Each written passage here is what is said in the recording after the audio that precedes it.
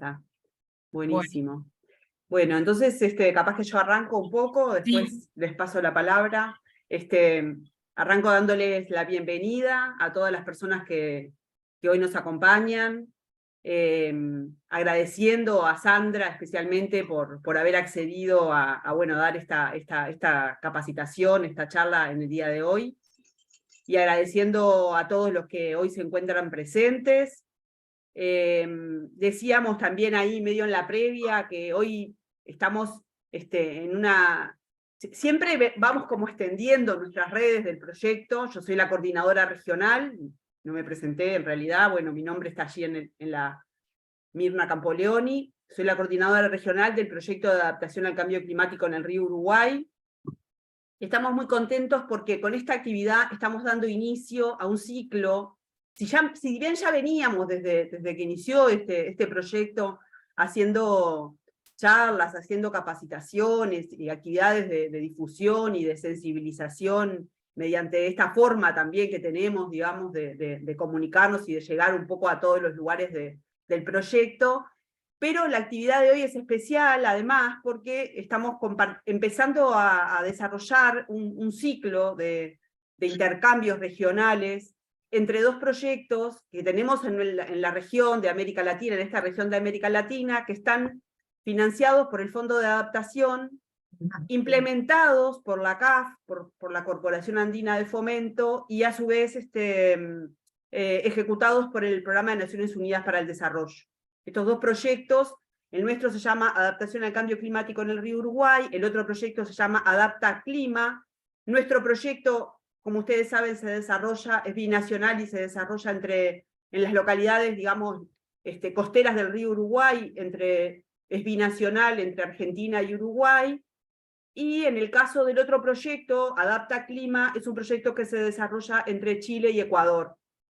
Así que bueno, seguramente, vuelvo a decir, esta es una primera actividad de un ciclo de charlas y de capacitación que vamos a seguir desarrollando con este otro proyecto a lo largo de todo este año, que seguramente ustedes ya hoy quedan registrados y registradas para invitarles a próximas actividades vinculadas un poco a este ciclo de capacitación, que bueno, que en algunos casos van a ser actividades más focalizadas en nuestro proyecto del Río Uruguay, y en otros casos van a ser actividades de repente más focalizadas en las otras ciudades de Chile o Ecuador del otro proyecto. Pero bueno, son dos proyectos que tienen que ver con ciudades, que tienen que ver con adaptación al cambio climático, que tienen muchos puntos comunes, y bueno, nos parece que también está buenísimo poder dar inicio entonces a estas cuestiones de redes bastante ampliadas que vamos desarrollando a partir de nuestro trabajo. Así que por mi parte, esto era lo que un poco tenía que comentarles. No sé si, bueno, en el caso tenemos acá también a los dos coordinadores nacionales, que es el coordinador nacional en Argentina, que es Franco Ciafardini, la coordinadora nacional de Uruguay, que es Natalia García. Si ustedes quieren hacer algún comentario, compañeros y compañera, y si no, creo que le damos la palabra a Patricia. No, Mirna, muchas gracias. Bienvenidos a todos y la verdad que es un gusto tener tanta concurrencia, ¿no? a esta charla. Pero bueno, nada, darle las bienvenidas y que sea enriquecedora la charla para todos y todas. por mi parte lo mismo, agradecer también, sumarme a lo que dice Natalia, agradecer a Sandra, principalmente, que nos viene a ilustrar un poco esta temática que, bueno, nada, va adquiriendo fortaleza y en buena hora, ¿no? Así que súper interesante, y agradecer obviamente a todos y todas las presentes que se hayan sumado. Gracias por dedicarle el tiempo, así que nada, continúen nomás. Adelante, Patricia. Hola, muy buenas tardes a todos, a todas. Nuestro agradecimiento por toda esta compañía y este abrazo en la región. Antes de empezar, por lo que me toca, que es la parte más linda, que es presentar a la doctora Yarri, les voy a pedir que enciendan todas sus pantallas, así hacemos una primera foto de familia ampliada.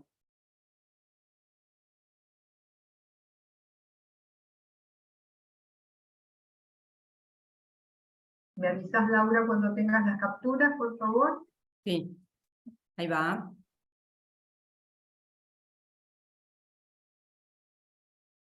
Un segundo. Listo, gracias. Bien, como bien decía Sandra, somos, gratamente somos muchos, no es mérito de nuestra convocatoria, sino de su prestigio personal, centralmente, así que les vamos a agradecer que vayan poniendo en el chat los comentarios, vamos a trabajar en un modo lo más coloquial posible, con modalidad de conversatorio. A mí me toca presentarles a Sandra. Sandra es doctora en Ciencias Naturales egresada de la Universidad Nacional de La Plata y es una de las razones por las cuales tenemos un profundo orgullo cuando hablamos de la Universidad Pública Argentina. Hace 35 años trabaja en temas relacionados con las ciencias forestales, es profesora titular de grado y posgrado en la Universidad de La Plata, en la Facultad de Ciencias Agrarias y Forestales, y también en la Universidad Nacional de Río Negro. Es una investigadora categoría 1 para los que trabajan en el campo científico y de la investigación, y viene dirigiendo proyectos de bioeconomía y biodiversidad desde el año 2018. Y antes de eso, ha dirigido también proyectos de biotecnología forestal.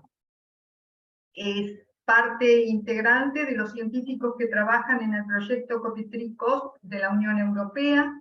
Este proyecto reúne diferentes entidades de 30 países que entre sus líneas de trabajo están orientadas a la investigación, la producción, la conservación de especies leñosas, incluyendo las frutales y las ornamentales. Ha participado en varios proyectos de extensión sobre arbolado urbano. Fue la coordinadora del proyecto Usos Sustentables de la Biodiversidad en Bosques de Alto Valor de Conservación en Argentina, un proyecto que conocemos como USUBI, que se desarrolló desde el Ministerio de Ambiente y Desarrollo Sostenible de la Nación con financiamiento de Naciones Unidas. Fue coordinadora de la Mesa de Bioeconomía Forestal desde el Ministerio de Ciencia y Tecnología de la Nación en nuestro país. Actualmente es miembro de la Comisión Asesora en Bioeconomía y de la Comisión Asesora de Biotecnología de la Secretaría de Agricultura y Pesca de la Nación. Fue decana y vicedecana en distintos momentos de la Facultad de Ciencias Agrarias y Forestales de la Universidad Nacional de La Plata. También fue directora de la Maestría en Bioética de la Universidad del Museo Social Argentino y fue consultora de FAO en varios proyectos de comunicación de la ciencia.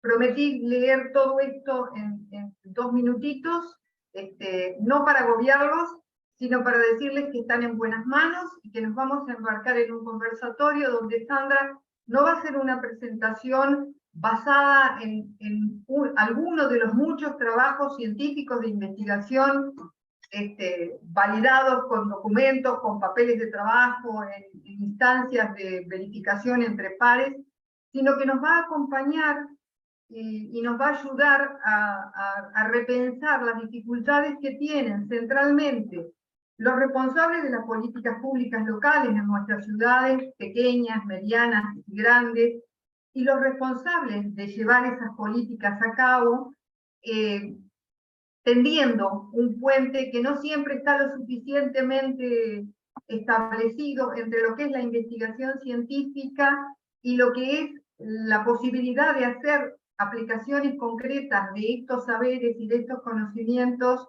en la actividad cotidiana en los gobiernos locales. Esperamos que ustedes puedan compartir con ella.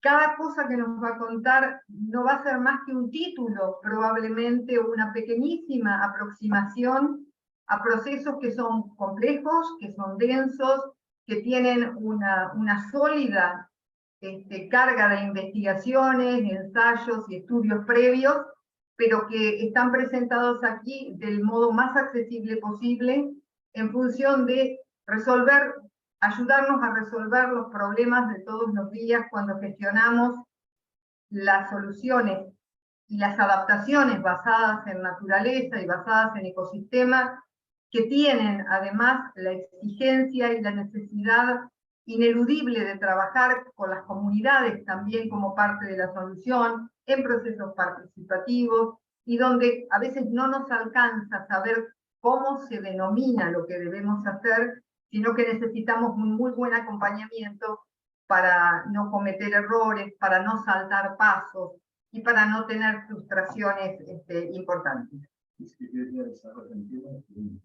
Entonces, Sandra va a ir desarrollando los temas, anoten sus preguntas, las cargan en el chat y después de cada tema vamos a ir teniendo un espacio para ir conversando, reflexionando y tomando en cuenta las opiniones y las necesidades de ustedes. Nuevamente nuestro agradecimiento. Sandra, quedan en tus manos, nos ponemos en tus manos. Muchas gracias, Patricia. Espero que todos y todas me escuchen bien. Muchas gracias por la presentación tan amena. Básicamente volver a reforzar, bueno, me gusta estar compartiendo con ustedes. Gracias por haberse conectado. Hay un montón de cosas que no sé, y hay un montón de cosas que ustedes saben, así que les pido que la compartamos entre todos, porque el espacio es para generar un diálogo de saberes, ¿no?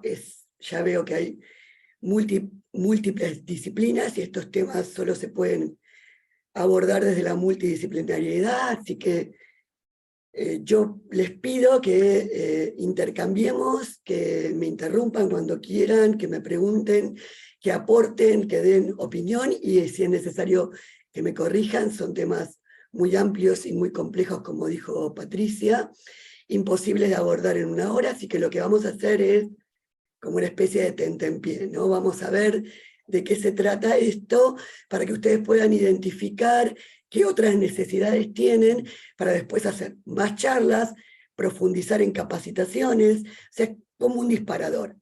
Entonces van a ver que es un poco caótico, o sea, sigue determinados temas que me fueron proponiendo desde el proyecto, y que, como les dije, estoy abierta, si sé, a responder lo que necesiten saber. Va a estar enfocado en algunas cosas muy puntuales, para después poder ampliar en otro momento. Así que voy a compartir pantalla. Ustedes me dicen si ven. Perfecto, Sandra, se ve. Bárbaro. Entonces, vamos a arrancar. Entonces estamos dentro del proyecto que a ustedes recién le presentaron. Hay algunos obstáculos que fueron identificados en algunos talleres o encuentros que voy a tratar de recuperar en esta charla, que tiene que ver con el uso de especies nativas, cuándo, con remediar suelos, qué pasa con las exóticas, qué pasa con nuestros ecosistemas. Voy a tratar de recuperar esto un poco, y como les dije, después van a poder proponer para que se profundice. Como introducción, la charla se llama muy ambiciosamente Soluciones basadas en la naturaleza en espacios urbanos. Voy a tomar solo algunos puntos, y para arrancar, obviamente, tomar la definición de la UICN de Soluciones basadas en la naturaleza, que dice que son acciones para proteger, gestionar sosteniblemente y restaurar los ecosistemas naturales o modificados para hacer frente a los desafíos de la sociedad de manera efectiva y adaptable, proporcionando simultáneamente beneficios para el bienestar humano y, fíjense la palabra clave, biodiversidad. Estas soluciones basadas en la naturaleza son un paraguas que aplican una serie de enfoques para resolver ciertos desafíos sociales que puedan llevarnos al bienestar humano y a obtener beneficios de esta biodiversidad. Como le dije, es un paraguas con distintas acciones que implican restauración, gestión sostenible y protección de ecosistemas, ya sean naturales o modificados, ¿sí? Y que hay enfoques, por ejemplo, restauración, que implica restauración ecológica, ingeniería ecológica, restauración de paisaje forestal. Hay enfoques específicos como adaptación, mitigación y reducción de riesgo de desastres basada en ecosistemas. También todo lo que tiene que ver con infraestructura natural, infraestructura verde, infraestructura azul, la del agua, la gestión integral de zonas costeras y la gestión integral de recursos hídricos, la las soluciones basadas en protección, como gestión de áreas protegidas y otras medidas efectivas de conservación, que responden de manera efectiva a desafíos de la sociedad como son la mitigación de cambio climático, la reducción de los riesgos de desastre, el desarrollo sostenible, la salud humana, la seguridad alimentaria, la seguridad del agua, ¿no? Y la degradación ambiental.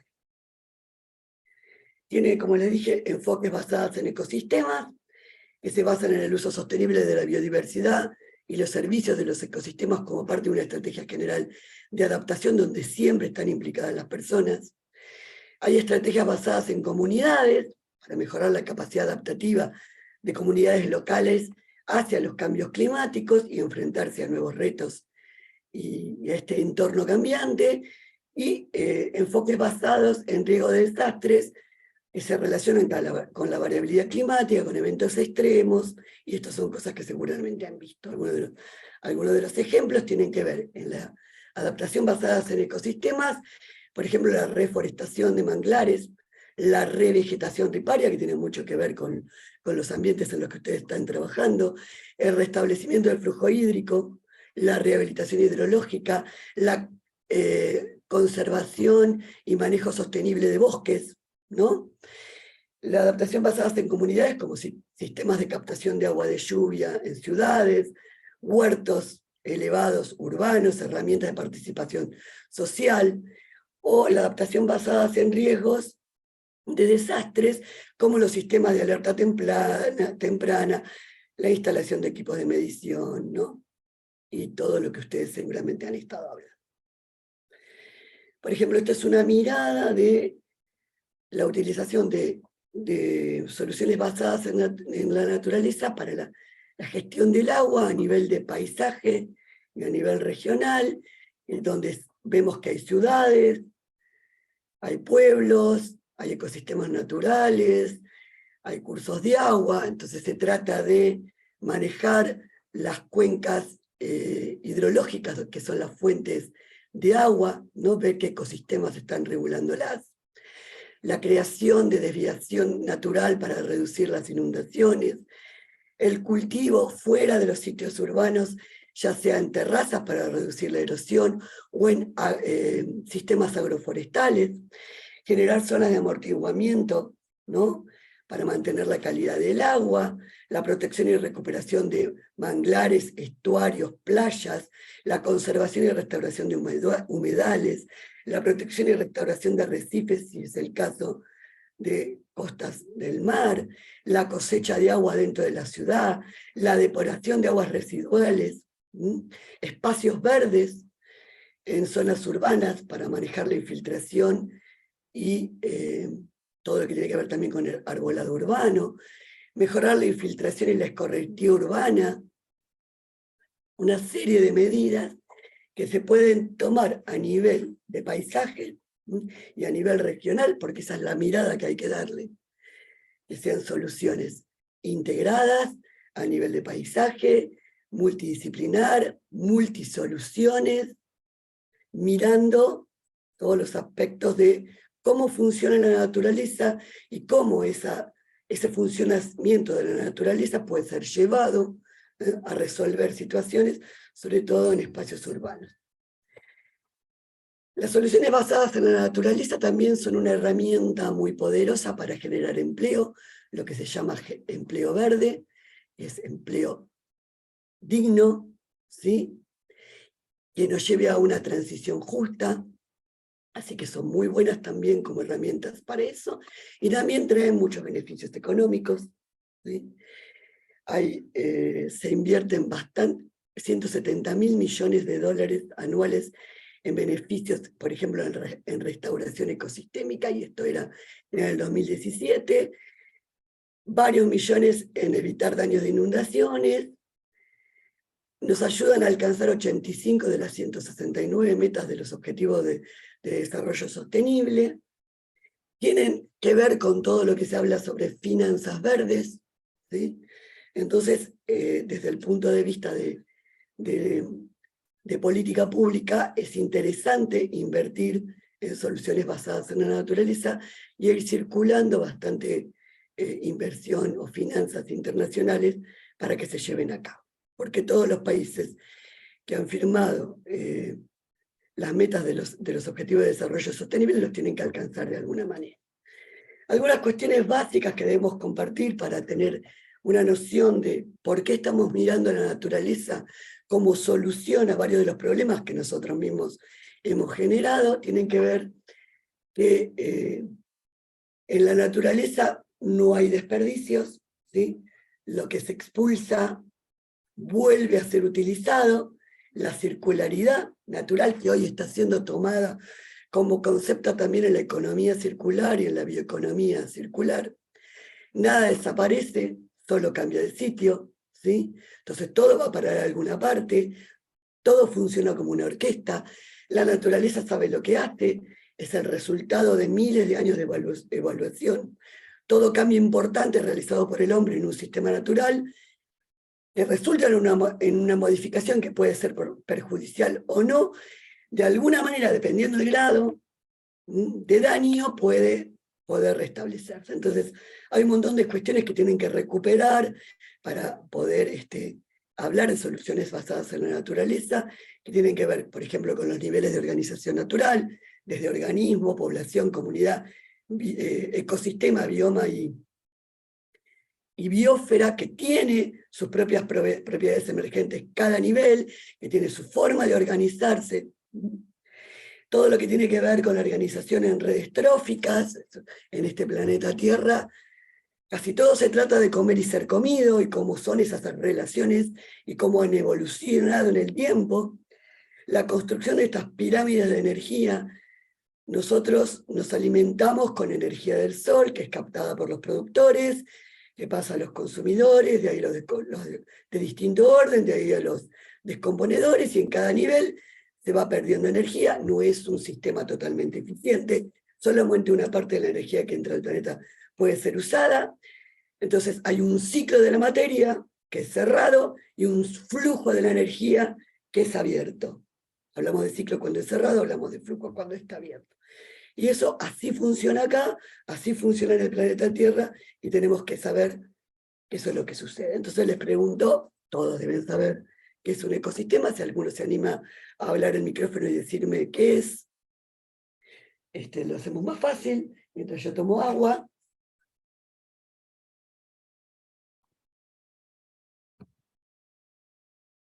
¿Nadie es valiente?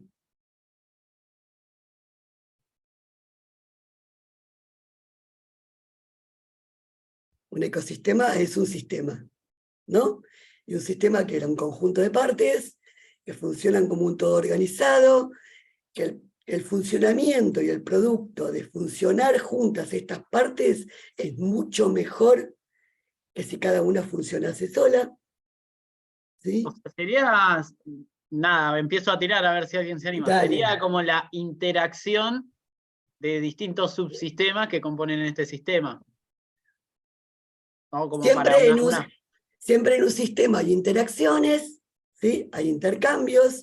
Vuelvo a repetir, el funcionamiento de un sistema, o sea, sus partes funcionando me dan un resultado mejor que si estuvieran separadas. Entonces, un ecosistema, ¿se acuerdan que Oikos venía de casa? ¿No? Un ecosistema es la unidad funcional de la vida sostenible en este planeta Tierra. Es el conjunto de la parte viva, la parte no viva, interrelacionada, ¿no?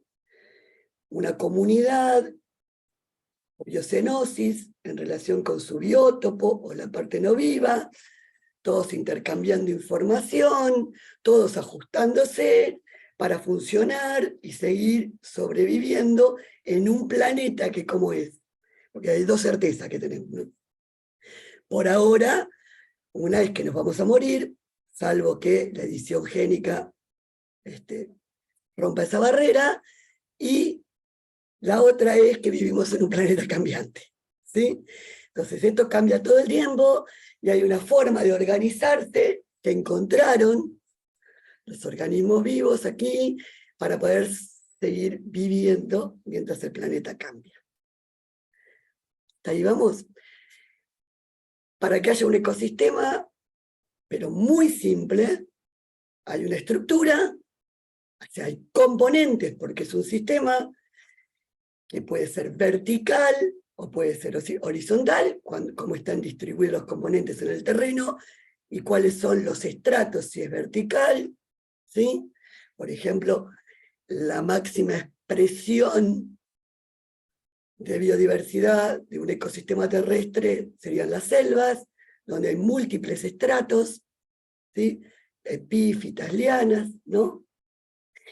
Entonces, a mayor biodiversidad, mayor estratificación, mayor heterogeneidad, el espacio se aprovecha mejor, ¿sí?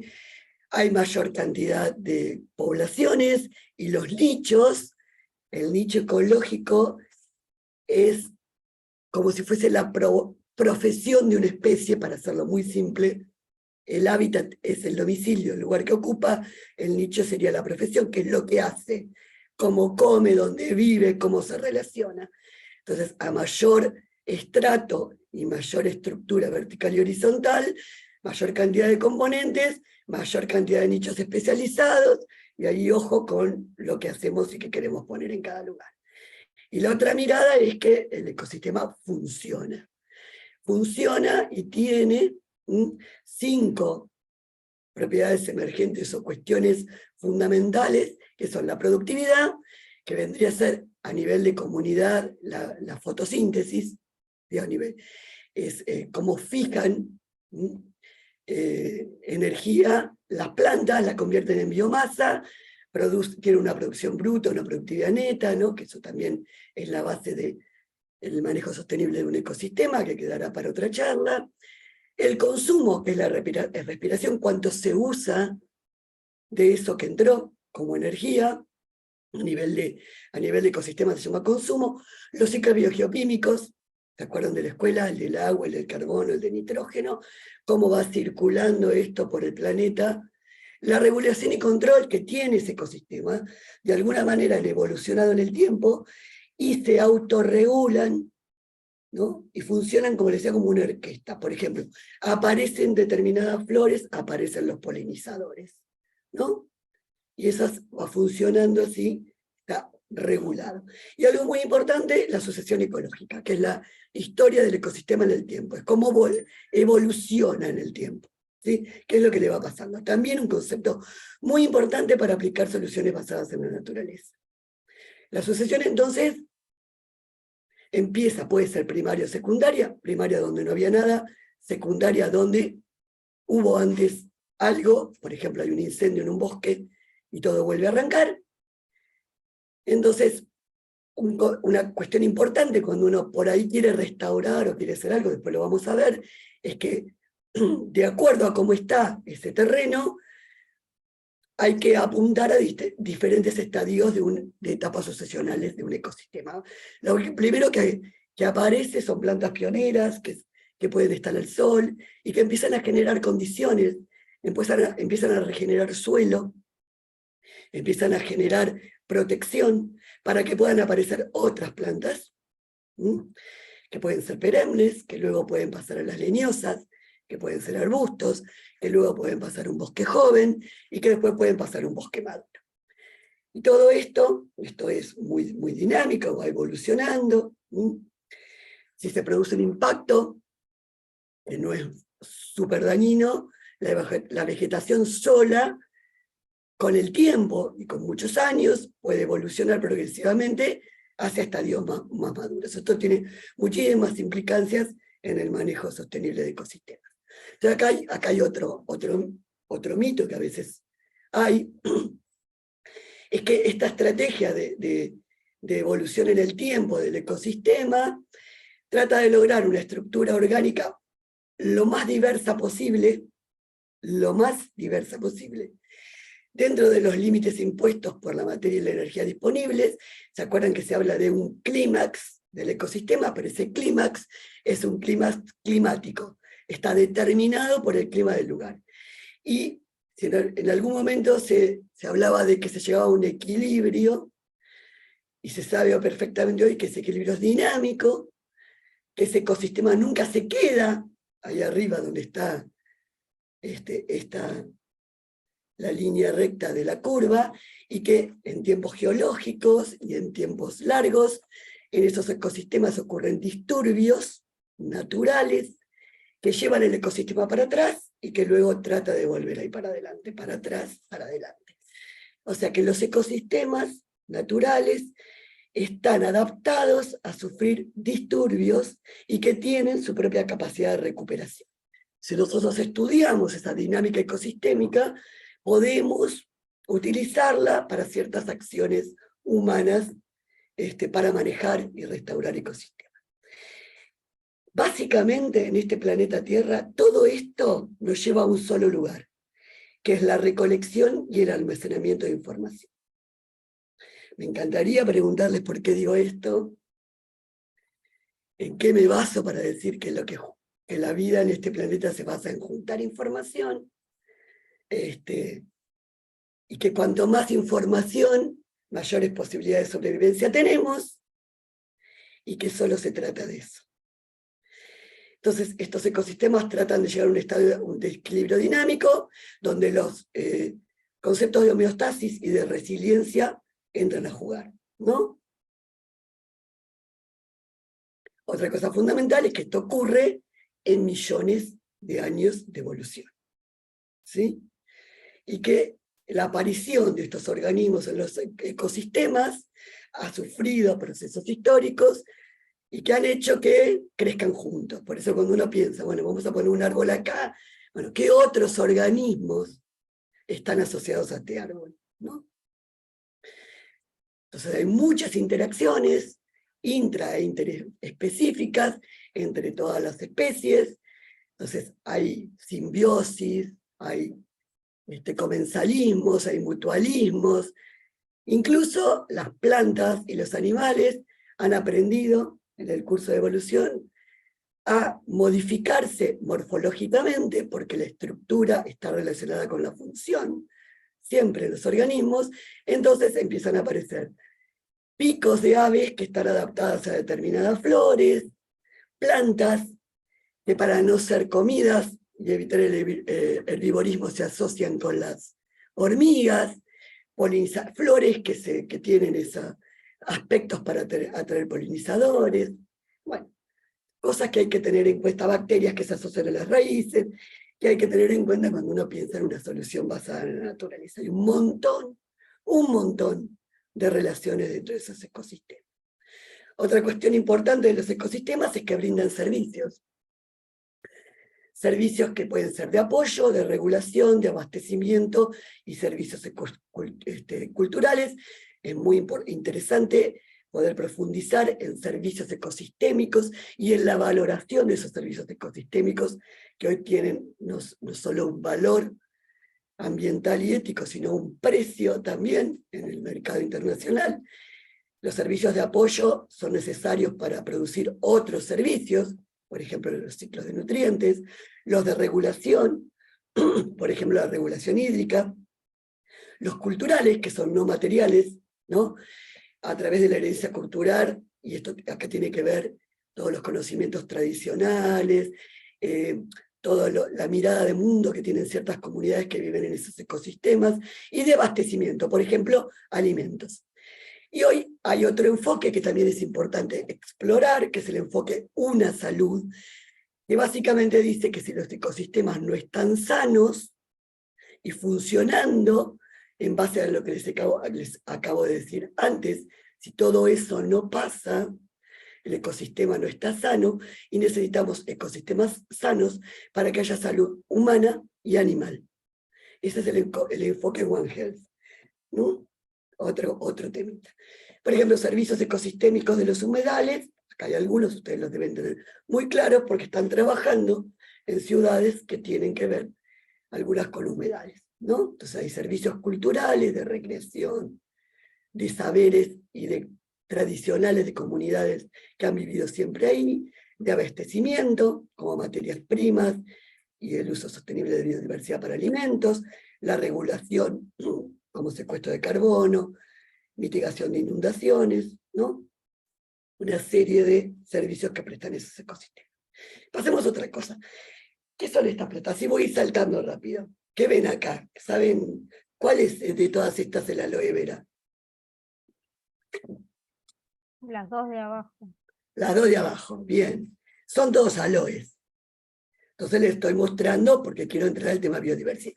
Así que dicen que las dos de abajo son aloe vera. Muy bien. No, este es el aloe vera. Yo no sé si alguno lo conoce en persona. Esto un poco para ver que hay una gran biodiversidad de especies dentro de los ecosistemas, que también hay nombres vernáculos, nombres científicos, que se llama de una manera a determinada cosa y en otro lugar de otra manera, y que hay que tener mucho cuidado cuando decimos, bueno, yo voy a poner tal cosa. Este es el aloe vera. ¿Alguno tiene en la casa aloe vera? Todas estas plantas, No.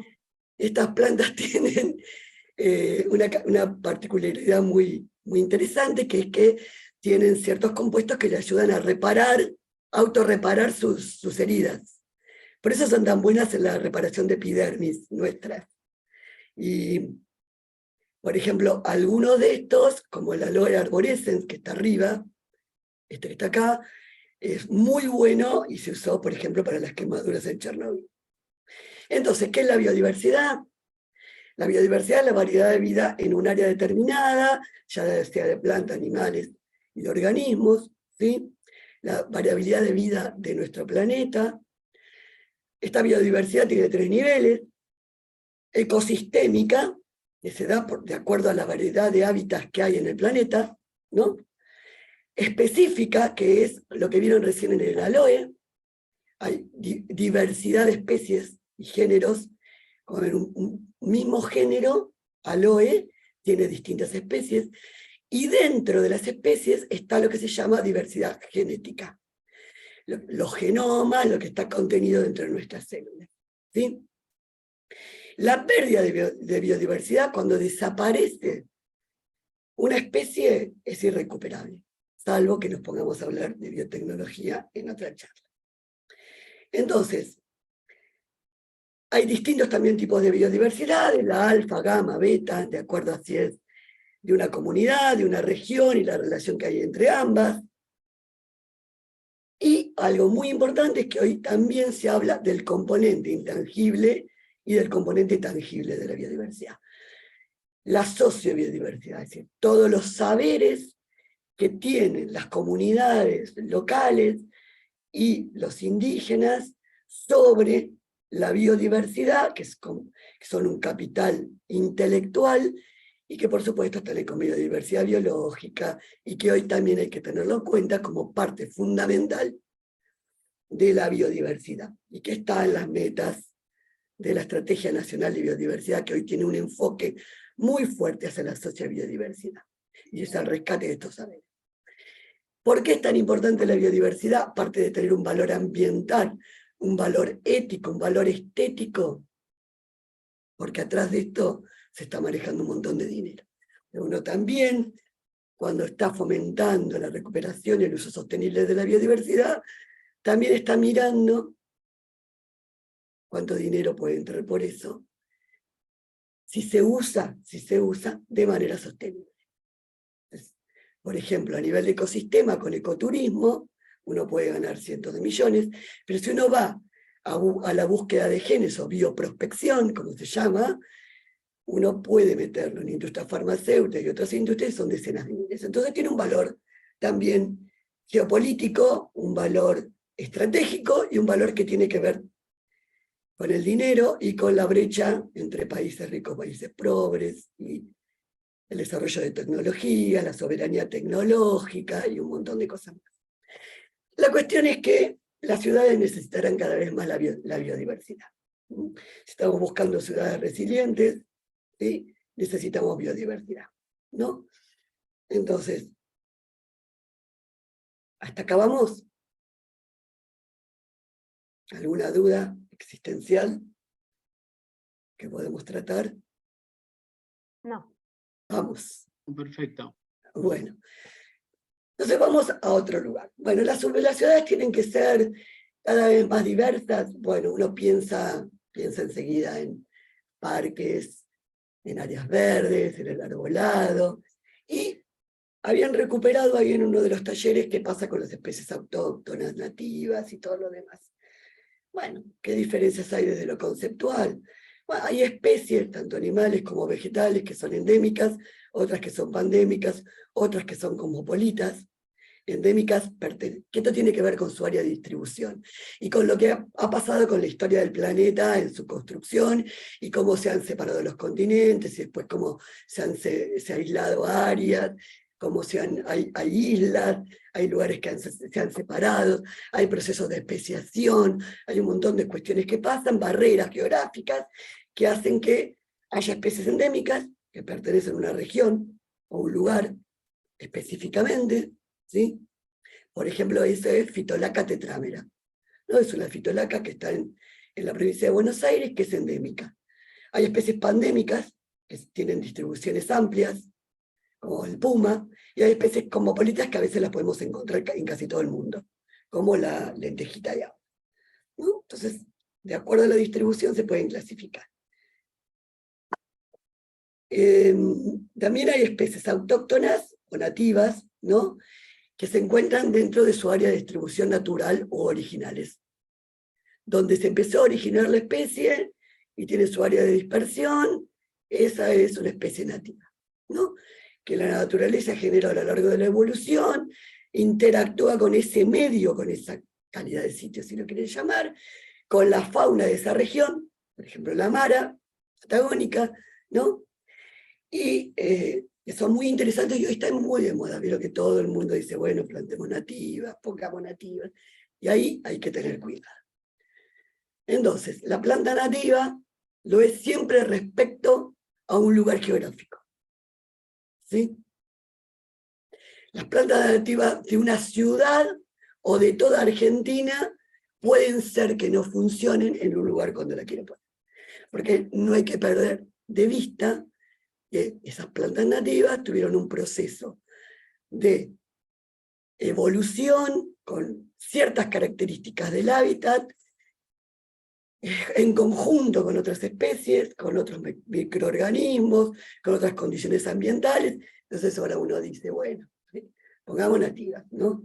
Entonces yo le pregunto, ¿el jacaranda es nativo? ¿No? ¿Mm? Tenemos varios, no hay. Claro, porque depende siempre de la respuesta. El jacaranda es una especie nativa de Argentina, de algunas regiones fitogeográficas, Claro. ¿sí? Pero puede no serlo. Entonces, ¿por qué yo voy a ir a plantar jacaranda en Viedma? ¿Viste? Entonces, son cosas que tenemos que pensar. Y esto es muy común, y con todo respeto lo digo, es que ocurra, porque me toca interactuar bastante con paisajistas, o con arquitectos que dicen, yo produzco nativa y pongo nativa. Bueno, ¿nativas de qué? ¿De dónde? ¿Cuáles? ¿Qué tuviste en cuenta para decirme que vas a reforestar una banquina de ruta con nativas? ¿Quién está trabajando con vos y te asesora? Y me pasa constantemente eso. ¿Nativa de dónde? Es la pregunta. ¿Y por qué? Por ejemplo, miren esto. ¿Qué ven acá? ¿Qué son? Coníferas, ¿no? Coníferas. Son todas coníferas. Esas no son nativas, creo. Bueno, ahí está. Primero, no son todas coníferas. La que está acá abajo a la izquierda es casuarina. Claro. Parece un pino, porque tiene una adaptación de que sus ramas se convirtieron en esas espículas, ¿no? Y todo el mundo dice, mira, yo acá puse unos pinos, y son casuarinas. Bien. ¿Hay nativas coníferas? Sí, hay nativas coníferas. De Argentina, compartidas con Chile, compartidas con las yungas. Hay algunas difíciles de producir en vivero, no están domesticadas, excepto la Araucaria angustifolia, ¿sí? Y hay algunas nativas, sobre todo en los bosques subantárticos, por ejemplo, estos que están acá arriba, ¿no? El alerce, el ciprés de los huaytecas, los pueden ver si van a los bosques subantárticos. Hay algunas coníferas, gimnospermas nativas. Pero no hay pinos nativos, ¿sí? No hay pinos nativos. Por más que a la Araucaria angustifolia le digamos pino paraná, ¿sí? Y después muchas veces ahí ven un cedro azul, tampoco es un pino. Y en general a todos le decimos pino, ¿vieron? ¿Estos qué son? Este es el sauce, es el de la derecha. Claro. El otro es álamo, creo. Exacto. No hay álamos nativos. No, no. ¿Hay sauces nativos? Creo que sí, ¿no? Sí, uno solo. ¿Sí? Salix humboldtiana. Hay uno solo. ¿Sí? ¿Qué pasa con Salix? Que a ustedes les debe importar mucho porque está cerca, está en la ribera de los ríos, tanto acá en Patagonia. Bueno, hemos traído sauces exóticos, se ha hibridado terriblemente y se está perdiendo el genoma. Se están perdiendo los sauces nativos. Prácticamente no quedan. Por eso nosotros tenemos unos proyectos de recuperación, que después se los muestro, ¿no? Entonces guarda, cuando alguien les dice voy a poner sauce nativo, porque en general están plantando sauces que no son nativos. Bueno, el otro problema, el nombre científico, el nombre común, ¿no? Hay varias especies nativas acá, con los nombres comunes, hay que tener cuidado. Fíjense la cinacina, la parkinsonia también de acá, de provincia de Buenos Aires, la cantidad de nombres que tiene. Y viene desde el sur de Estados Unidos hasta acá llega. Y se puede llamar de muchas maneras distintas. Por eso, ojo cuando voy a comprar a un vivero. Bueno, entonces, la nativa o autóctona es el lugar donde se originó, se dispersó, ¿sí? Y las exóticas fueron introducidas de forma no natural, por el ser humano, ¿sí? Esas especies exóticas se pueden hasta naturalizar, pero algunas se pueden convertir en invasoras. Y eso hay que tener un cuidado terrible, porque hemos metido la pata de una manera que ya no tiene solución en algunos casos, ¿sí? Por ejemplo, el caso de la invasión con acacia negra, ¿no? Entonces, estas especies invasoras no encuentran enemigos naturales, crecen sin ningún problema porque no han coevolucionado con estos ecosistemas nuestros, avanzan, compiten con las especies nativas, hacen desaparecer muchas de las especies nativas, y algunas cosas que trajimos que parecían buenísimas terminan siendo terribles. Entonces, otra cuestión a tener en cuenta en las soluciones basadas en la naturaleza. Otra cosa, pero esto que les decía, bueno, existe algo que se llama centro de origen, que es donde las especies se especiaron, desarrollaron sus propiedades distintivas. Hay un centro de diversificación, que es como se extendieron, por migración, por aislamiento, por mutaciones, y después cuando aparece el hombre aparecen los centros de domesticación, que es donde toman esas especies y las empiezan a domesticar. Entonces también hay otra cuestión importante con las nativas. La mayoría de las especies nativas no tienen un proceso de domesticación. Eso significa, por ejemplo, que son difíciles de producir en vivero. Muchas veces, porque no conocemos su biología reproductiva, no conocemos su asociación con otros organismos, ¿no? Entonces, muchas deberían o tenemos que ir hacia algunos procesos de domesticación con algunas de las especies que querramos usar en algunas de las soluciones basadas en la naturaleza que podemos ver más adelante. Entonces, para jugar un poco, les cuento qué plantas son estas. Son los ancestros de algo que comen todos los días, o casi todos los días. ¿Es teosinte? Teocintle, que es el ancestro de qué? Del maíz. Muy bien. ¿La del medio de quién será? Tiren cualquiera, total. De la ¿Una papa. zanahoria? De la papa o de la zanahoria, y la otra, la última, ¿La radicheta o algo de eso? de radicheta. Bueno, estas, maíz, zanahoria, lechuga. Esto significa proceso de domesticación desde el punto de vista antrópico. Bueno, cambio el sabor, cambio el color, cambio el tamaño. Son susceptibles de ser cultivadas, ¿no? Mejoradas genéticamente. Bueno, varias plantas, sobre todo las que están para nuestra alimentación, han sido domesticadas y tienen este proceso de mejora genética. Algunos árboles pocos los que se usan para obtención de madera. Y en las plantas nativas, por ejemplo, algunos árboles nativos, este proceso todavía no se ha dado. ¿Alguna pregunta o comentario?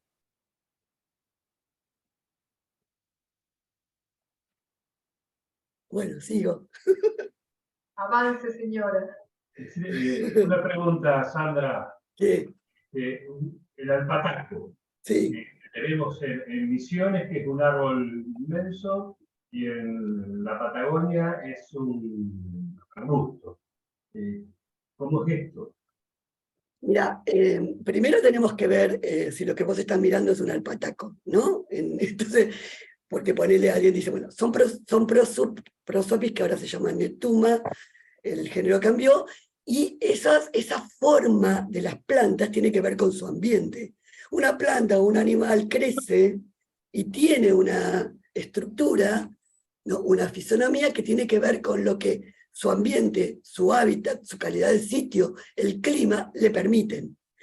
Y las relaciones con otros individuos, porque les dije que en el curso de la evolución van tomando formas también que tienen que ver con los otros organismos con los que conviven. Entonces el alpataco en Patagonia, en la estepa patagónica, zona de viento, alta radiación UV, son achaparrados, son más bajos, que son la forma que toman la mayoría de las plantas en esa estepa, porque tienen que estar adaptadas sobre todo al viento, ¿sí? Y en lugares donde eso no ocurre pueden crecer más en altura.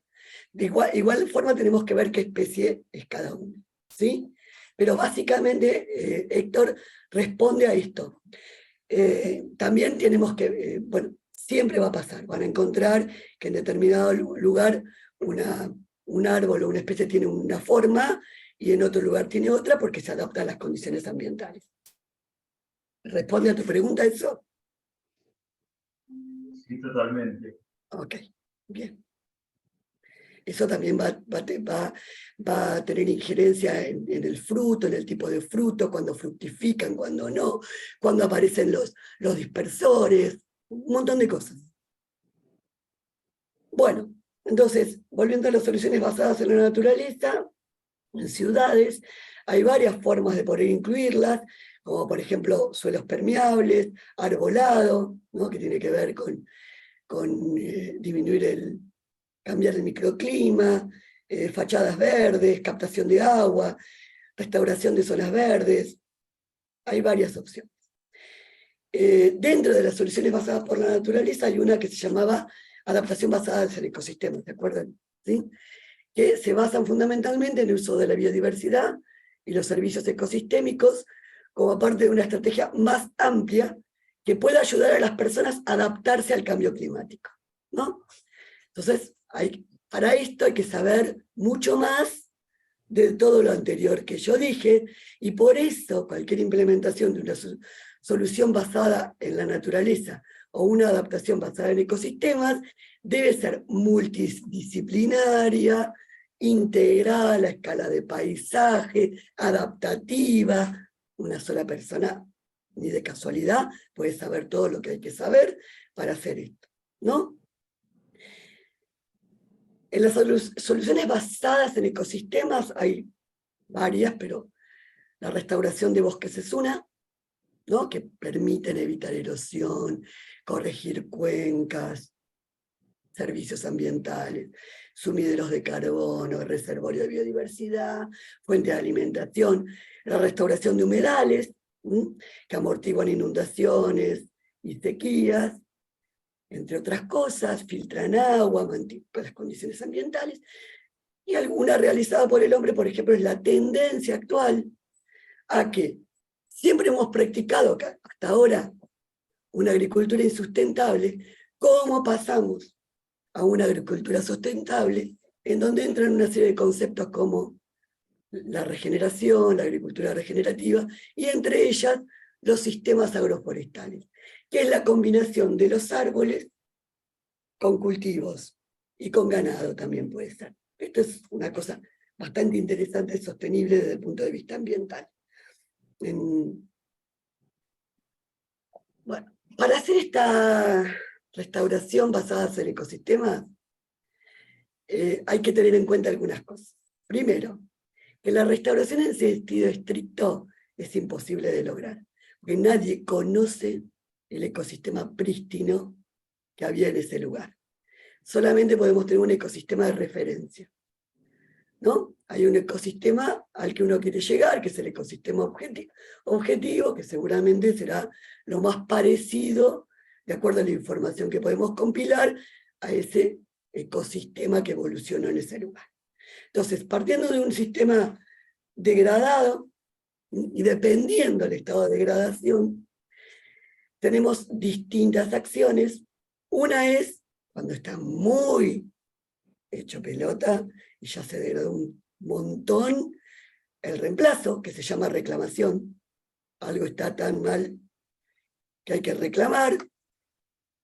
Y en la restauración activa podemos pasar un paso previo, que es la rehabilitación, que significa generar cierta estructura para que empiecen a tener esas 5 funciones que yo le mostré que tienen los ecosistemas, además, o que también uno puede mirarla como funciones de abastecimiento, de descarga, depende cómo lo mire. Entonces uno rehabilita, ¿no?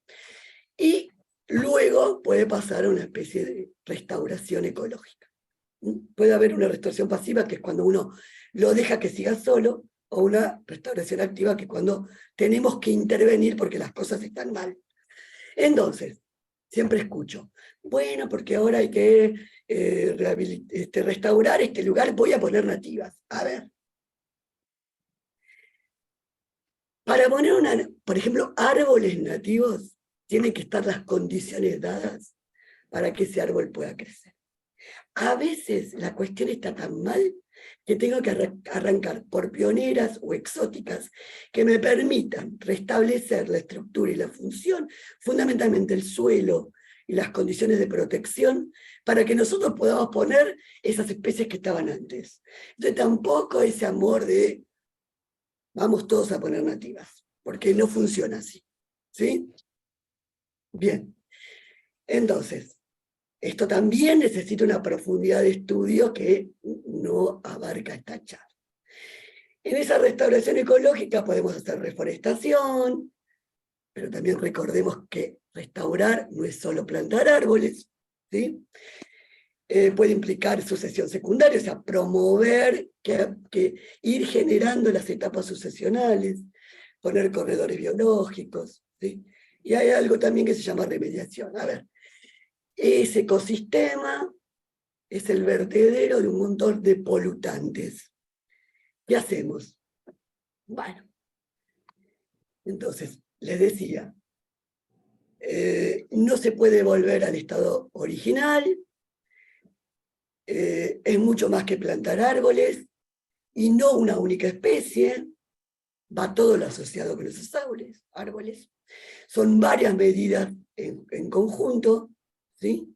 Siempre con las personas, de manera participativa, recuperando saberes y formas de hacer las cosas, ¿sí?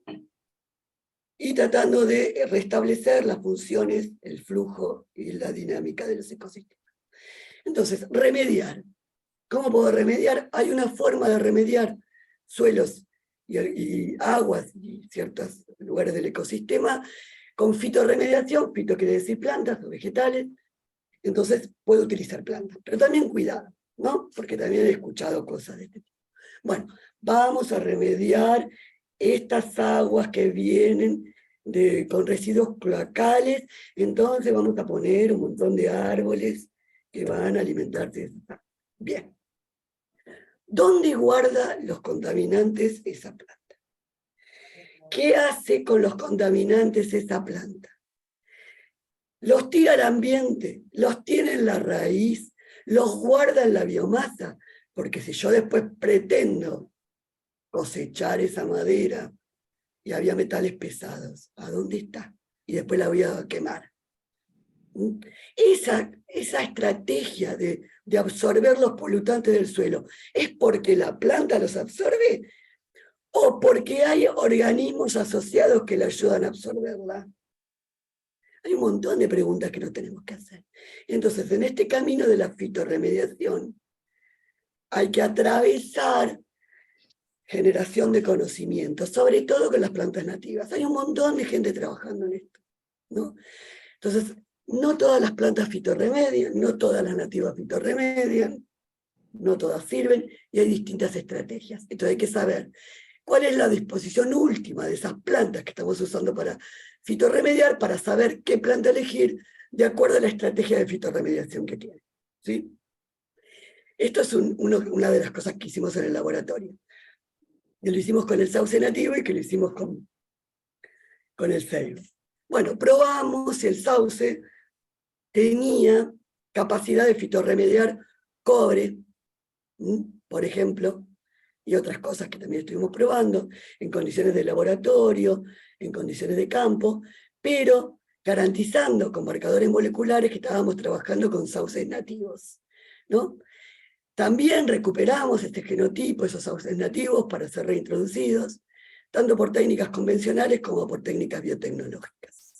Y esto es un programa que también se articuló con la gente de la Patagonia, y estamos trabajando en la restauración de riberas del Río de la Plata y de riberas de los ríos patagónicos con sauces nativos, que además sirven para descontaminar suelos, por ejemplo, ¿no? Hay otras cosas para hacer.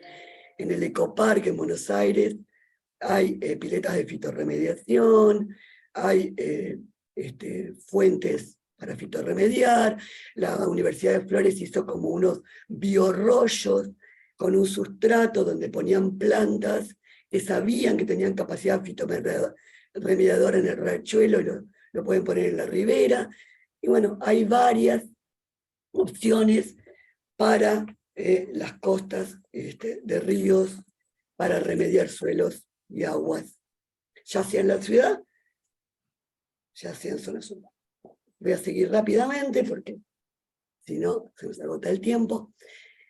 Cuando uno piensa entonces en las soluciones basadas en la naturaleza para las ciudades y que tenga que ver con la adaptación basada en ecosistemas, uno tiene que mirar esto, lo vuelvo a repetir, a escala de paisaje y de interconexión con los otros ecosistemas que están alrededor de esa ciudad.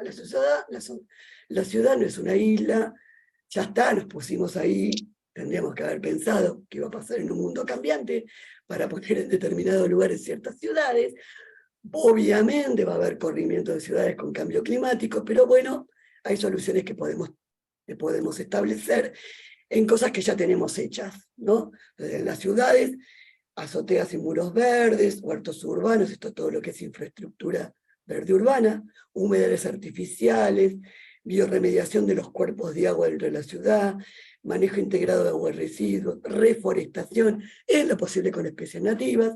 Luego vamos pasando por un gradiente que nos lleva, generalmente hay un periurbano y una zona de agricultura en la que también hay que aplicar soluciones basadas en la naturaleza, como restauración de vegetación, sistemas agroforestales, los linderos, que es no poner alambrados y poner árboles para marcar los predios, las cortinas forestales, la agricultura regenerativa, la ganadería regenerativa, la rehabilitación de suelos de minas, ¿no?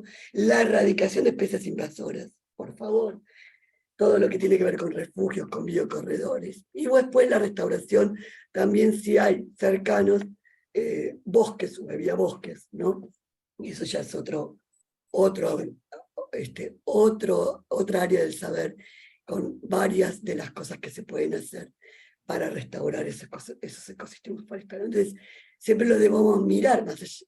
Uno toma decisiones a nivel de ciudad o de pueblo, pero tiene que estar pensando en lo que está pasando todo alrededor, porque no basta, porque el agua está viniendo de un lugar, el suelo se sostiene en esa ciudad porque hay un bosque que lo está sosteniendo, porque la agricultura que está afuera me está contaminando el agua. Entonces hay que tomar decisiones. Y en esa infraestructura verde urbana hablamos de muchas cosas. No soy arquitecta, soy una simple bióloga, así que lo que puedo aportar es desde la mirada verde, y encima trabajo solo con árboles. Y una de las interesantes es el arbolado urbano, donde hay un montón de consultas, sobre todo desde los municipios, y también existe la desconexión de agua de lluvia a jardín de riego, la recolección de agua de lluvia a tanques de depósito, los canteros de infiltración, los techos verdes, los pavimentos permeables, o ciudades esponjas. Hay muchas otras cosas que ustedes pueden tenerlas en cuenta para otras instancias de capacitación. Una cosa importante, ¿por qué entonces hablamos de arbolado urbano y por qué es interesante como dentro de la infraestructura urbana como solución basada en la naturaleza, los árboles? Los árboles son importantes porque hacen esto. Una cosa es vivir sin árboles y otra cosa es vivir con árboles, ¿sí? Los árboles tienen una incidencia muy importante en el clima, los factores climáticos. El agua de lluvia, cuando cae en un lugar que hay árboles, no cae directamente al suelo, es interceptada por las ramas, las hojas, lava nutrientes que van al suelo, la hojarasca actúa como una esponja, va alargando agua cuando el suelo lo necesita, las raíces en distintas alturas favorecen la infiltración, manejan la humedad, regulan la velocidad del viento, regulan la radiación y obviamente se genera un microclima. A todo el mundo le gusta mucho más estar bajo los árboles que no estar bajo ellos, y por supuesto en las ciudades tienen el mismo efecto, ¿no? Manejan el efecto isla de calor. Y acá una cosa nada más para aportar a la dispersión. ¿Qué entienden por deforestación? ¿Alguno se anima?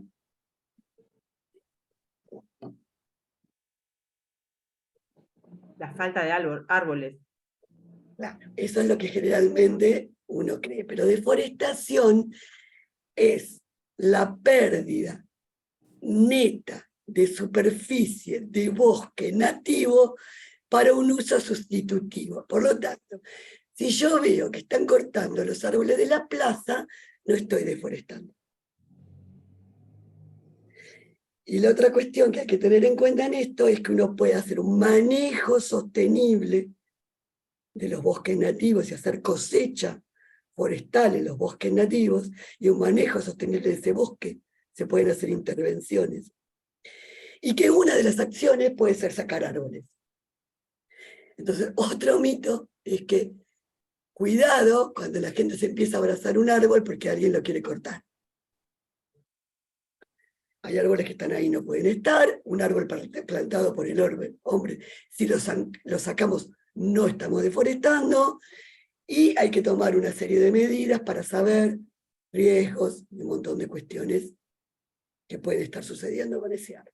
Bien, a mí hay veces que hay muchos eucaliptos plantados en los bosques de la ciudad de La Plata, y cada vez que hay que sacar uno porque hay riesgo, la gente hace un lío bárbaro, ¿no? O hay que cambiar un árbol del arbolado urbano, o cuando uno quiere controlar las palomas. Bueno, no todo organismo vivo puesto ahí por el ser humano tiene que ser conservado y no tocado porque es un organismo vivo, porque encima nosotros lo metimos, se convierte en invasores muchas veces, están generando cuestiones con lo nativo, que es complicado. Entonces nos tenemos que hacer responsables de nuestras acciones. Lo primero que me dijeron cuando fue a estudiar ecología, que nos estaban motivando para entrar a la carrera, nos mostraron una población de elefantes en África, hermosa. Entonces, ¿qué harían con esto? Bueno, digo, cuidarla, protegerla, que crezcan muchos elefantes, y nos muestran una siguiente imagen donde había que matar a algunos para controlar la dinámica poblacional, que no termine desapareciendo, porque cada ecosistema tiene su capacidad de carga, cada comunidad tiene su capacidad de población para poder alimentarse y estar en un lugar, y a veces metemos la pata como seres humanos. Dicho esto, seguimos. Bueno, ¿alguna pregunta acá? ¿Cómo voy de tiempo? Muy bien, Sandra, llevamos 54 minutos con las digresiones y comentarios nuestros, así que podéis avanzar tranquilo. Gracias.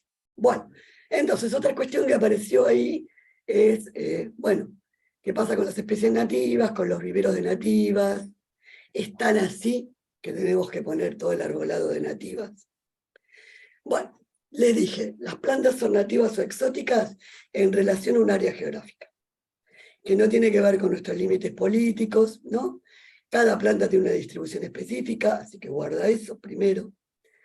Si yo traigo una planta de un ambiente selvático y la meto en un lugar, hasta en determinado momento puede ser una invasora, ¿no? Entonces, primero, cuando estamos mirando el arbolado urbano, sí, fijémonos cuáles nativas de la región pueden funcionar en el arbolado urbano, que es una situación creada por el hombre, para la cual esas plantas no están adaptadas, pero que algunas tienen características que les permitirían adaptarse. Entonces la pregunta es, no qué planta nativa linda y bonita puedo poner acá, sino qué características debe tener un árbol para ser puesto, por ejemplo, en una vereda. Y ahí tenemos un montón de respuestas.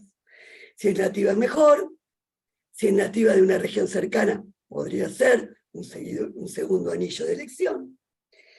Y si tenemos que poner una exótica, al menos que no sea invasora.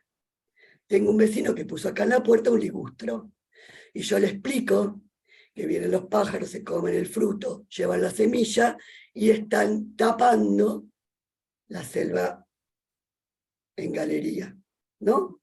Entonces, no está bueno. ¿Sí? Entonces, si yo pongo especies nativas, ¿qué mejoro? Bueno, conservo biodiversidad, la rescato, seguramente toda la fauna de ese lugar va a aparecer, aves, mariposas, insectos, ¿no? Entonces empieza a haber mayor biodiversidad, son refugio, son nicho de esas especies, ¿no? Empiezan a aparecer las relaciones con otras plantas, empiezan a aparecer epífitas, ciertas relaciones con otras plantas nativas, ¿no? Muchas son muy interesantes desde el punto de vista ornamental, son muy bellas.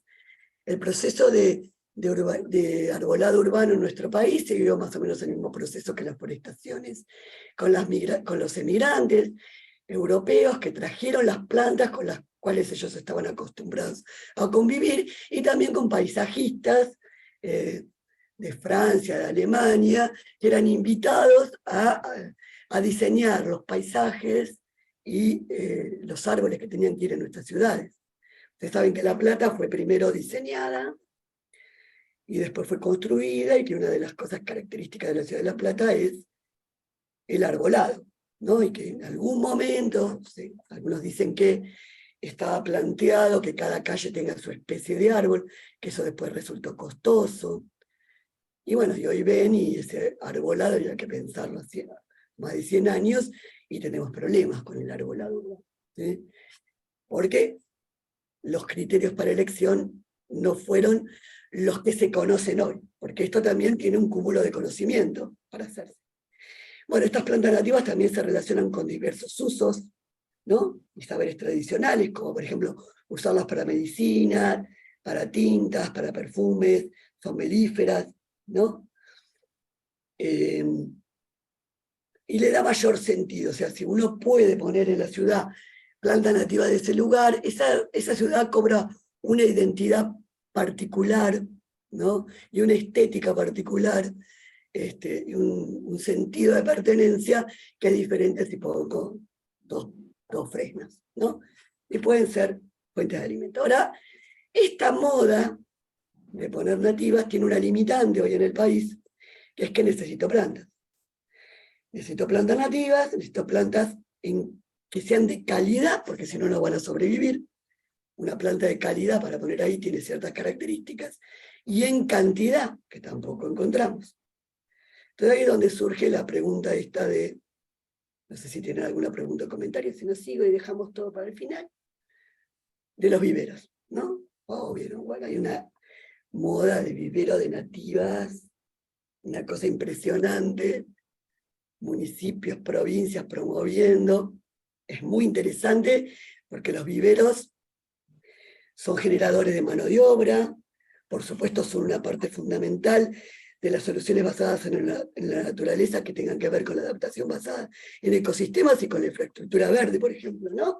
Generan plantas para esa restauración, plantas nativas que antes no se generaban en vivero, plantas nativas que no tenían el cúmulo de conocimiento suficiente como para ser producidas en vivero y que hoy para muchas existen, ¿no? Por ejemplo, que hay que hacerle a la semilla, muchas semillas, para germinar en su lugar, por ejemplo, tienen que pasar por el tracto digestivo de un ave, que la escarifica, que luego cae en un lugar, y por lo tanto crece la planta. Bueno, en un vivero tenemos que simular todas esas cosas, entonces empezar a acumular conocimiento sobre las semillas, la forma de reproducción, qué le pasa cuando está bajo condiciones de vivero, eso es interesante. Genera mano de obra, pero no siempre hay que hacer. La solución es hacer un vivero, y muchos terminan fracasando por este tipo de cuestiones de no sé cómo producir estas plantas nativas. Entonces, el vivero es ese espacio físico donde se reproducen y crean las plantas, sus partes. En ese vivero yo puedo producir a partir de semilla, pero también puedo producir por propagación asexual, ¿no? Las estacas, los acodos, ¿no? Un vivero forestal, específicamente, es un lugar destinado a producir material de propagación, para hacer plantaciones, para ponerlos en una ciudad. Hay distintos sistemas, como ven acá. Yo puedo ir y llevar. Si la semilla lo permite, puedo sembrar árboles, porque vieron que también aparece esta cuestión. Vamos a sembrar árboles. Sembrar es si llevo la semilla. Si llevo la planta es plantar árboles, ¿no?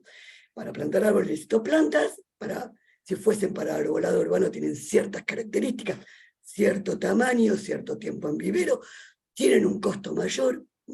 Esas plantas se pueden producir, antes se decía maceta, hoy son envases o contenedores, o las puedo producir sin envase, en el suelo a raíz desnuda. También puede vender semillas, pero hay que tener cuidado ahí. Y también puedo producirlas por estacas, por injertos, por acodos. Las estacas pueden ser guías, por ejemplo los sauces, los álamos, son guías, son ramas largas, ¿no? Pueden ser plantines clonales, plantines diversos, o también por biotecnología, que es micropropagación. Bueno, entonces, esto todo lo que puedo ir a comprar un vivero, cuando voy a comprar un vivero, cosas que tengo que tener en cuenta, bueno, que sea realmente la especie que estoy buscando, no se manejen por nombres vulgares, que la planta sea de calidad. Por ejemplo, si para plantar árboles en las ciudades tienen que tener un tamaño mayor a que si va a hacer una forestación. Es mucho más importante la raíz, lo que no ves, que la parte aérea, que sí tiene que estar sana, con las características de la especie, pero la raíz es fundamental. Saquen el envase, fíjense si tiene micorrizas, fíjense que no esté enrulada, porque si no, no les va a sobrevivir. Una de la mayor cantidad de pérdidas cuando uno planta árboles es porque está mal la raíz, porque no tiene las micorrizas asociadas, porque están enruladas, porque no está bien el cepellón, ¿no? Eso, primero miren la raíz, ¿no? Y después hay todo como una historia de, bueno, conseguir semillas de especies nativas, ¿no? Bien, ¿y de dónde saco las semillas? Pues esa es otra cosa. Uno cree que uno va, junta la semilla de un árbol que encontró ahí, en el patio de la casa o en otro lugar, y puede ir libremente a meterlo al ecosistema que lo rodea. Vieron que están de moda las bombas de semilla, ¿no? El otro día me mandaron un mensaje que decía, cuando vayan por la ruta y están comiendo fruta, tiren las semillas, así crecen árboles. Me quería matar, ¿no? Y bueno, viste, hagan bomba de semilla, y tenemos semillas. Bueno, hay que tener mucho cuidado. ¿Qué estoy llevando? ¿Qué variabilidad estoy llevando?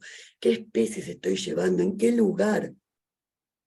Entonces, hay que tener mucho cuidado en la planta madre. Muchas veces yo recojo semillas de una sola planta madre, que cuando voy a poner plantas, son todas, no solamente son todas diferentes, sino que algunas ni siquiera crecen, porque hay algo que se llama cruzamiento, que genera variabilidad, y por lo tanto hay que buscar la mayor variabilidad de la especie para ir a recolectar semillas. Entonces esto se hace de otra manera, ¿no? tenemos que hacer ensayos de germinación, saber cómo germina esa semilla, si necesita tratamientos previos, ¿no? Entonces hay todo un camino para que estos viveros y lo que usamos nosotros tengan lo que se llama material certificado, incluida esa semilla, ¿no? Y esas semillas pueden ser conservadas en bancos de semillas, en viveros, en plantas madres georreferenciadas, que uno sabe que están en buenas condiciones, en un rodal semillero, que hasta uno puede estar dentro del bosque nativo. O sea, es muy importante la fuente, muy importante, ya sea de las semillas o de otro material de propagación.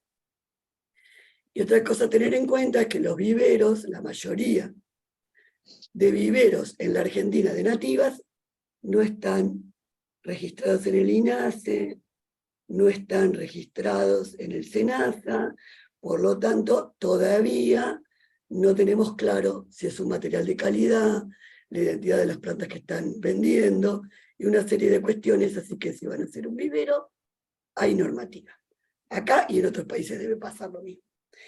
¿Es interesante hacer un vivero de nativas? Y sí, como les dije, pueden generar trabajo, generamos las plantas que están en el lugar, que ya vienen más adaptadas a ese lugar, ¿no? Podemos generar la cantidad sola que querramos, puede ser rentable, ¿no? Y los viveros no solamente tienen un objetivo de producir plantas, sino que tienen objetivos de generar conocimiento, porque les dije que el camino de las nativas todavía falta mucho por transitar, y un buen lugar para, por ejemplo, educación ambiental. Bueno, entonces a nivel nacional, pocos viveros de nativas, hay una red de viveros, poco censo de viveros de nativas. Nosotros hicimos uno en Misiones Salta y Jujuy, donde sabemos qué producen, cómo lo producen, de dónde sale la semilla, cuánto pueden abastecer. Eso tienen que hacerlo en su región si van a trabajar con nativas. Y ese es otro trabajito. ¿Sigo?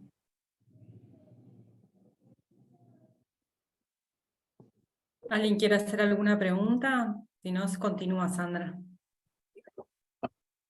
Bueno, y ya terminando, vamos al arbolado urbano, que también esto necesita una capacitación específica. Nosotros damos capacitaciones a los municipios, y en la mayoría de los municipios hay normativa que se debe cumplir, y por lo tanto el área de espacios verdes y de arbolado debe estar a cargo de personal idóneo.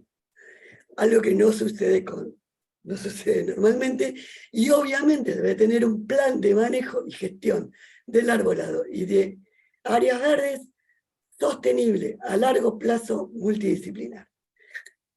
Un gran lío con esto entonces es la elección de las especies, ¿no? Entonces, para obtener estos beneficios de fijación de carbono, sombra, protección del ambiente, biodiversidad, alimentos, un montón de cosas, hay que elegir bien la especie. Lo voy a resumir con eso. ¿Tiene beneficios el arbolado? Por supuesto. Reducen los ruidos, manejan la temperatura, la calidad del aire, la velocidad del viento, el valor inmobiliario de las propiedades. Son hábitats de fauna y obviamente traen beneficios a la salud humana. Sobre todo lo que tiene que ver con la recreación espiritual. Trae conflictos un montón. Rotura de veredas, problema de las raíces, caída de frutos, caída de hojas. Todos quieren que saquemos las hojas. Yo no las sacaría porque incorpora materia orgánica, caída por tormentas, riesgos de los árboles, problemas con el alumbrado. El arbolado entra en decrepitud, por eso tiene que tener un manejo a largo plazo, con reemplazo. Siempre hay que hacer un inventario. Entonces, el árbol adecuado en el sitio correcto. Este es Ibirapitá en arbolado urbano, creo que es en Misiones. Entonces, hay pocas especies que se adaptan a una condición extrema que es la ciudad, ¿no? En general es muy uniforme, el arbolado por una sola cosa, que es fácil de manejar, que uno sabe que crece, que tiene poca plaga, ¿no? Pero recuerden siempre que hay un marco legal y que siempre tienen que hacer un inventario del arbolado urbano, que es el primer paso para hacer la planificación y la gestión. Incluso hay aplicaciones en celular. Todos enseñamos a hacer inventarios de arbolado con vecinos participativos, ¿no? Por ejemplo.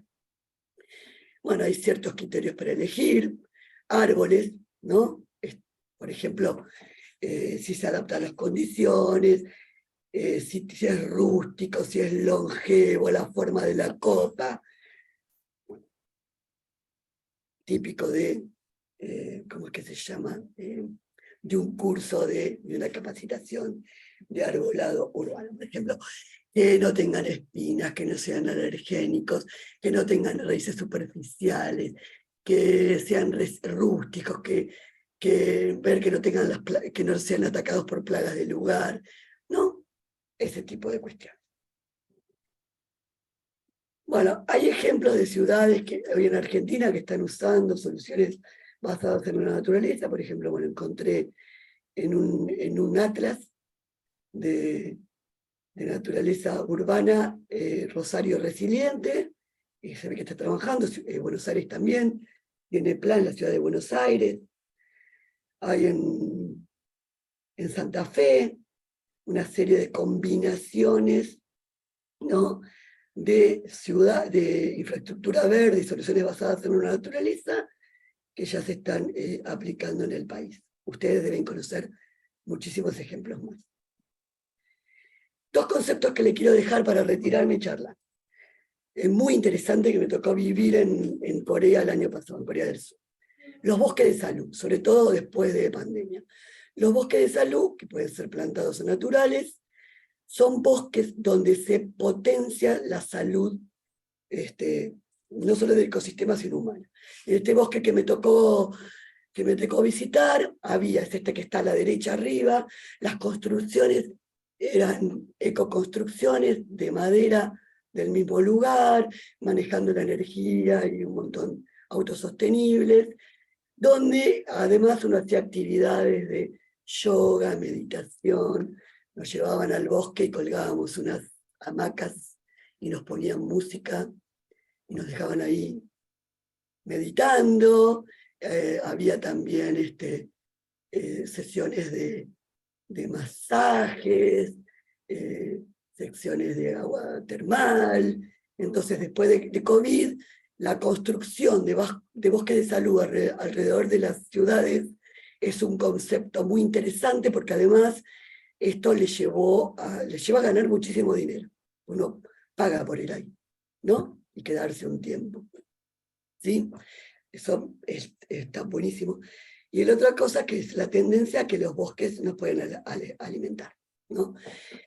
A que las ciudades nos puedan alimentar, ¿no? A hacer ciudades comestibles. Esto por la urbanización desmedida, por el aumento desmedido de la población, porque a veces porque no podemos seguir avanzando sobre ecosistema nativo para hacer agricultura, ¿no? Entonces, que las ciudades sean comestibles. En algunos lugares, por ejemplo, se han plantado frutales tolerantes a la situación de arbolado urbano, pero también hay lugares donde se alquilan terrenos para hacer huertos urbanos comunitarios, hay huertos urbanos en terrazas, y hay muchas cosas como, por ejemplo, esto, que es que en edificios se cultive verticalmente. Se piensan en edificios de agricultura vertical, esto es en Japón, y ya en Alemania todo lo que es en bioreactores verticales dentro de ciudades, donde se cultiven los alimentos, que está muy relacionado con la bioeconomía. Eso para dejarles la inquietud. Bueno, podemos charlar sobre si piensan que pueden aplicar soluciones basadas en la naturaleza en los lugares donde viven, y qué enfoques deberían aplicar. Consulté muchísimas fuentes, junté mucha bibliografía. Los que están en verde son libros que estuvimos escribiendo nosotros y que están disponibles de forma gratuita en el sitio que está arriba. Ahora estamos escribiendo uno de gestión del arbolado urbano, que incluye cuestiones de salud, de género y de infancia. Por ejemplo, va a salir el año que viene, y otro de uso sostenible de la biodiversidad, que sale este año. Todos esos libros son gratuitos, ¿sí? Después, y tengo muchos otros que puedo compartir. Nada más. Espero que les haya servido por lo menos para aumentar la incertidumbre general.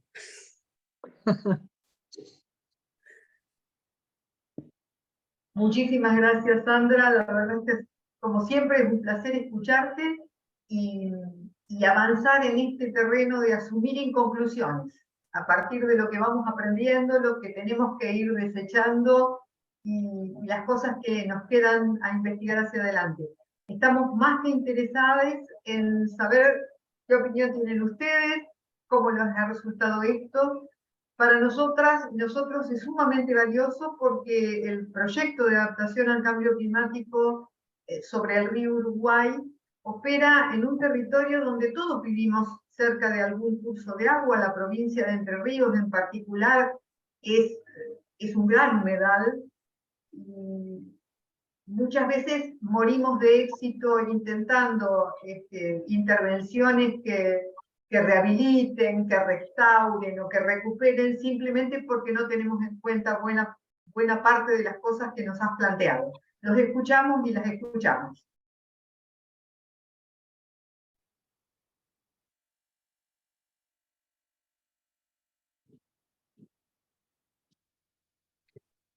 Yo creo, si me permiten, que lo que pasó es que han quedado ciertos conceptos o términos flotando en el aire para que puedan ser recuperados, como dijo Mirna, en este proceso de charlas y capacitaciones.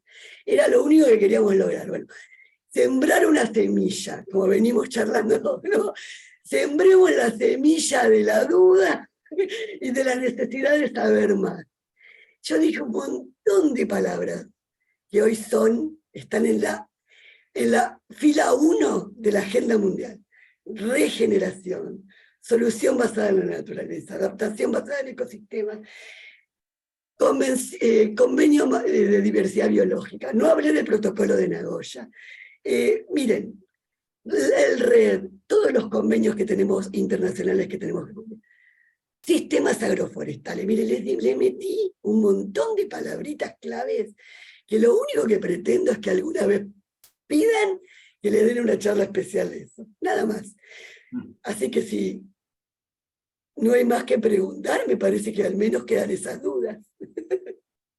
O las ganas de saber. Digo, desde mi punto de vista, me pareció súper interesante toda la exposición. Sin duda que plantea una cuestión compleja, digamos, una complejidad del asunto que muchas veces desde el paisajismo, desde la arquitectura, desde la visión más capaz que tenemos los arquitectos, más desde lo ornamental, no sé, digo un poco para picarla acá, porque sé que hay somos muchas y muchos arquitectos, tenemos esa mirada que vos lo planteaste, más desde, bueno, desde lo ornamental, desde plantar un arbolito acá porque queda lindo y porque no sé qué, y ahora está de moda las nativas, y bueno, entonces plantamos nativas, pero me parece que, sin duda que pusiste una mirada mucho más técnica sobre el asunto y una complejidad que me parece que está bien y que hay que tenerla en cuenta. También es cierto, y quiero también ponerlo desde ese punto de vista, cuando vos planteás esto que es un tema integral, es un tema multidisciplinario, estoy totalmente de acuerdo y que debería ser abordado de esa forma y por personas que conozcan y que sepan y que tengan la profundidad del asunto. También sé que a veces desde la gestión y desde los municipios y desde las ciudades pequeñas, en las cuales estamos trabajando, es complejo tener esta multiplicidad de saberes y esta profundidad en los saberes y en las capacidades, pero bueno, también me parece que está buenísimo que vos estás ofreciendo materiales para profundizar y para poder acudir a ustedes. También me parece que está buenísimo eso.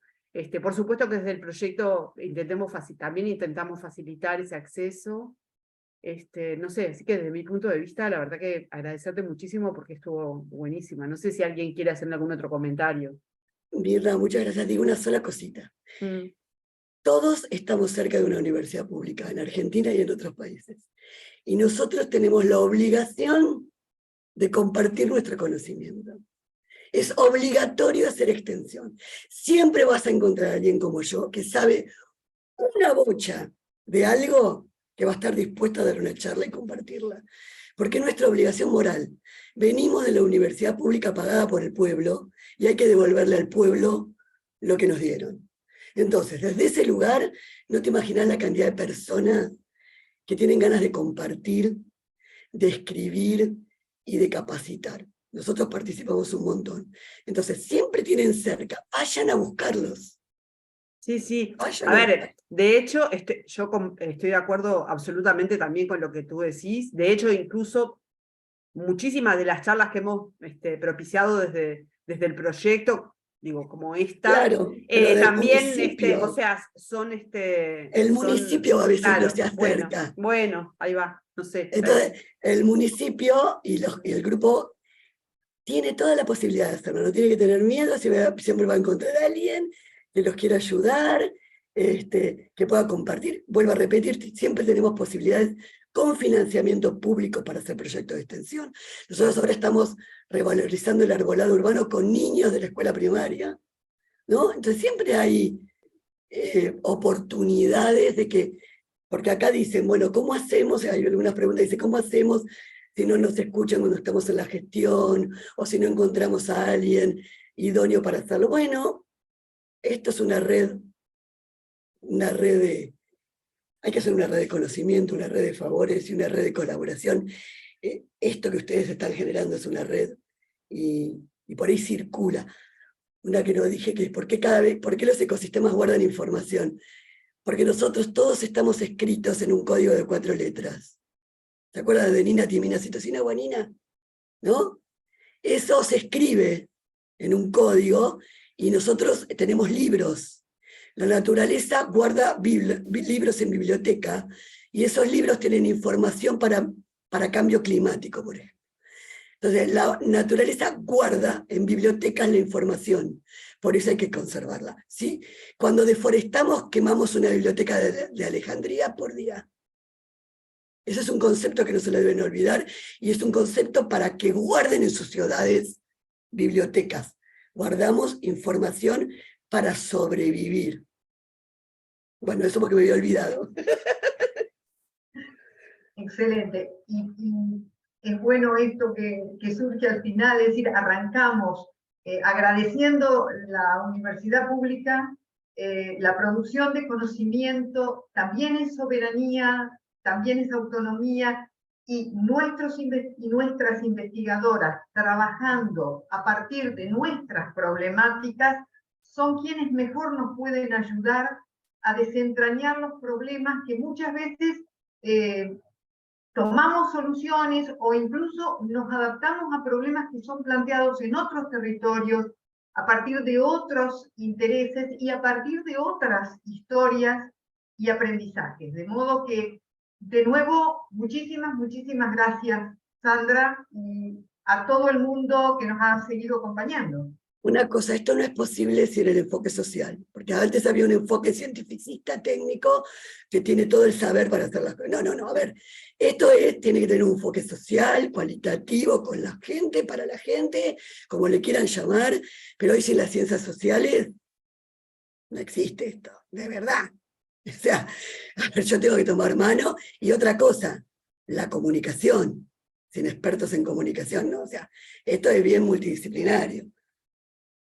Sin duda, una cosa que me queda en claro, o que me refuerza la posición después de toda esta hora jugosísima, hora 20 compartida, es que no podemos hablar de adaptación basada en ecosistemas si no consideramos la adaptación basada en comunidades como una parte imprescindible en el proceso.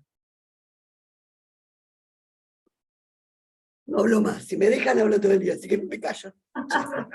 Me silencio, chao. Muchísimas gracias a todos, a todas. La verdad que hemos permanecido durante 1 hora 45 larga. Estamos todos muy satisfechos con el proceso. Nos comprometemos, y ya ahí María Laura lo ha puesto en el chat en algún momento, a compartir por YouTube toda esta charla y sin duda alguna todas las posibilidades, los puentes y las conexiones que necesiten para llegar al equipo de investigación de la Universidad Pública Argentina está a disposición de la región. Bueno, también. Y por supuesto las universidades de Uruguay que también vienen trabajando estos temas. Sí, sí, claro, que tenemos varias personas acá también en la charla que pertenecen a la Universidad de la República Hay del mucho, Uruguay. hay Sin muchísima duda. gente que sabe un montón ahí. Sí, sí, sí. Bueno, muchos saludos, muchas gracias. Nos Muchas seguimos gracias. viendo. Que pasen bien, que tengan buenas Muchas noches. gracias, gracias para todos. Chau, Muchas chau. gracias. Chao. Chau, chau.